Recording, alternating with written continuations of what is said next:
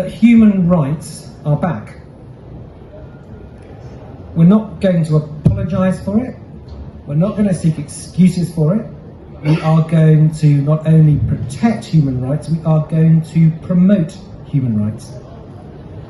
Now, to my mind, the core essence of the human right idea is human dignity, and how we ensure through a legal framework the protection and promotion of human dignity. And traditionally we think about that in terms of classic terms. So it's because we cherish human dignity that we prohibit torture.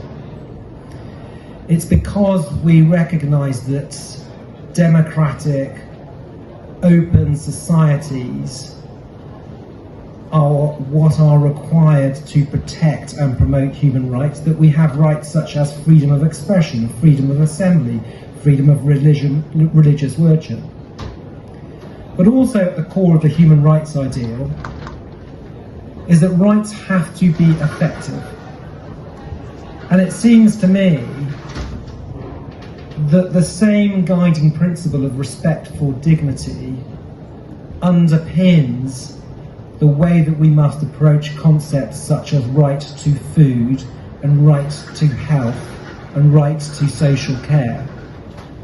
Now, of course, we are going to face complicated issues when we seek to understand how do we codify that in law, how do we protect it, not least at a time at which we are facing economic tough choices. That's complex. But I am delighted to be part of a new government that wants to lean into complexity, that will take as given the fundamental principles that we are about promotion of human dignity, and we understand that that has to be enshrined in ways that are real and not illusory, that we will lean into the hard choices, we will consult with partners as to how we do that, and we will seek to fashion solutions. And so that's why I'm really delighted at my first conference as Attorney General, Labour's first conference in government for a long time, to be here with you talking about these issues. Thank you very much indeed. The man whose responsibility it is to provide legal advice to the British government is a screaming human rights lawyer that's acted more against this country, it would seem, than for it. This Lord Hermer has helped people sue the British government, Gerry Adams. He's assisted in the human rights cases of refugees on the Chagos Islands, of all strange things there. He charged £170,000 in solicitor's fee assisting people in suing the British government over a period of 4 years. Then he refused to tell us the reasons why or what they were, claiming it was privilege and he didn't have to do that.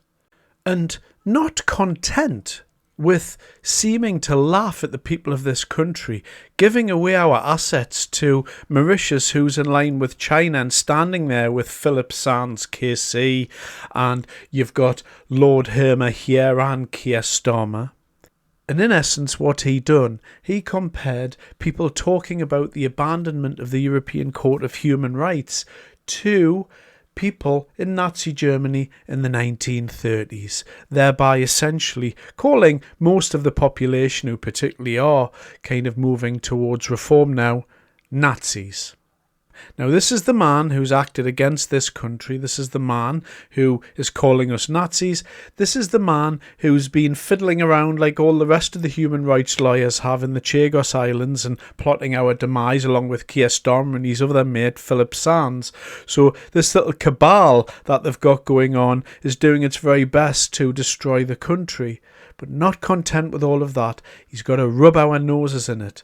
And I don't think this man should be allowed to stay in post after saying this. He has the highest position in the country in legal terms for advising the government on everything. And guess who was advising Starmer on the Chagos Islands? Yes, you've got that right.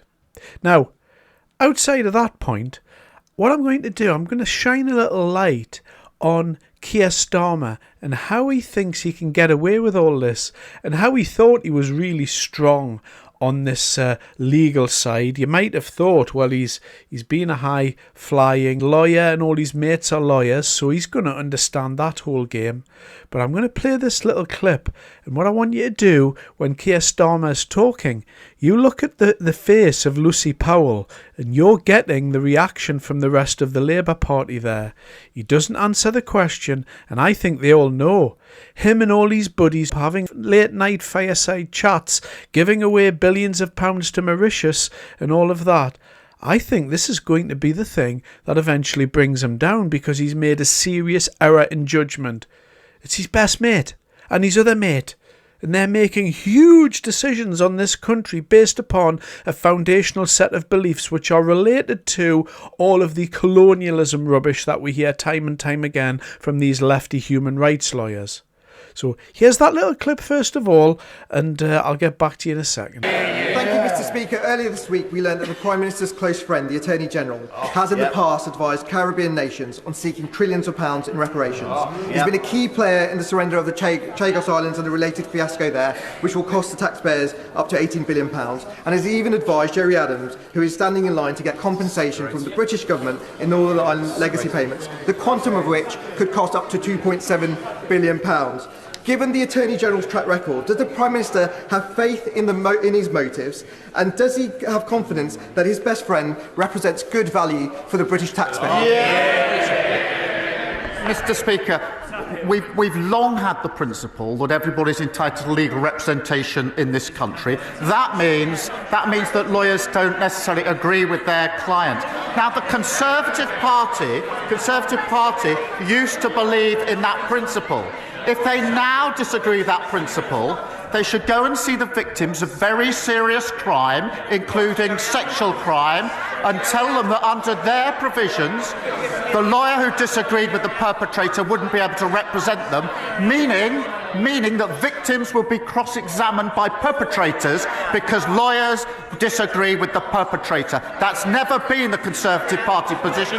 If it is now, they should say so. No.